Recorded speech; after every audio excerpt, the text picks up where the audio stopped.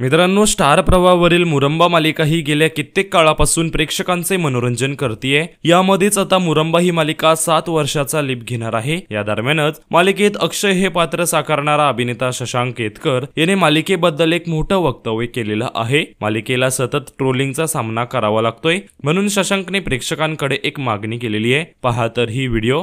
बऱ्याच तक्रारी असतात, बऱ्याच कंप्लेंट्स आमच्याकडे येतात, काहीशी नाराजी येते की अरे आता अजून काय दाखवणार आहात, आता अजून किती वाढवणार आहात तुम्ही, अजून किती पाणी घालणार आहात तुम्ही। तर अशा प्रकारची जी एक नाराजी, असा एक सूर जो असतो तोही आमच्यापर्यंत पोहोचत असतो।